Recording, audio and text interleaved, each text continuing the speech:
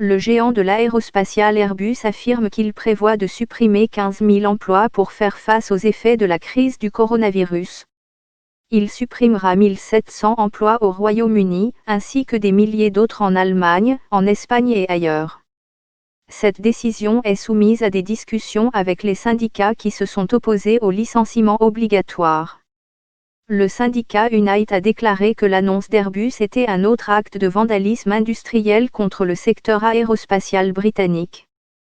Quelques 134 000 personnes travaillent pour Airbus dans le monde entier, dont un dixième environ au Royaume-Uni. Au Pakistan, un passager raconte comment il a survécu à un crash coronavirus. Quand pourra-t-on voler à nouveau en toute sécurité ? L'entreprise a déclaré que les réductions britanniques ne concerneraient que la division des avions commerciaux sur ses deux sites de Broughton dans le Flintshire et de Filton à Bristol. Plus de détails sur les pertes d'emplois et sur la manière dont elles se répartiront entre les deux usines géantes seront communiqués à la fin de la semaine, après des discussions avec les syndicats.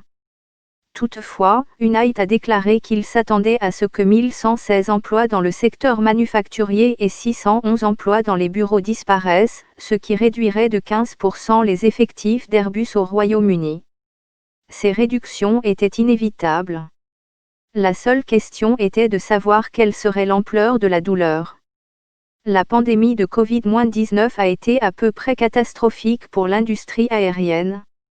À un moment donné, en avril, le trafic aérien mondial avait chuté de plus de 90%.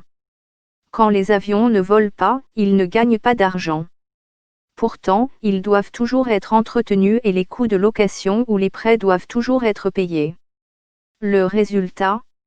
Les compagnies aériennes luttent pour survivre et ne peuvent tout simplement pas se permettre de prendre de nouveaux avions pour l'instant. Et cela signifie, bien sûr, qu'Airbus a dû réduire sa production. Airbus a retardé ses réductions et a fait pleinement usage du soutien des gouvernements. Mais en fin de compte, il n'avait guère le choix.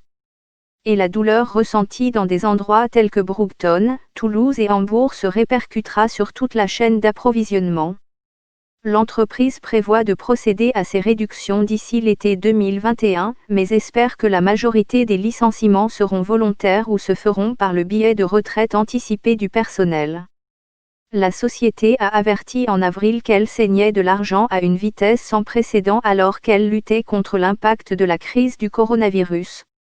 Elle a déclaré mardi que la production avait chuté de 40% au cours des derniers mois et qu'elle ne s'attendait pas à ce que le trafic aérien retrouve son niveau d'avant la pandémie avant 2023 au plus tôt. Airbus est confronté à la crise la plus grave que cette industrie ait jamais connue, a déclaré le directeur général Guillaume Faury. Les mesures que nous avons prises jusqu'à présent nous ont permis d'absorber le choc initial de cette pandémie mondiale. Maintenant, nous devons nous assurer que nous pouvons soutenir notre entreprise et sortir de la crise en tant que leader mondial de l'aérospatial en bonne santé, en nous adaptant aux défis écrasants de nos clients. La nouvelle de ces coupes intervient au moment où l'industrie aéronautique internationale se remet de l'impact de la pandémie. Mardi, EasyJet a annoncé la fermeture de 3 bases britanniques et la suppression d'environ 2000 emplois.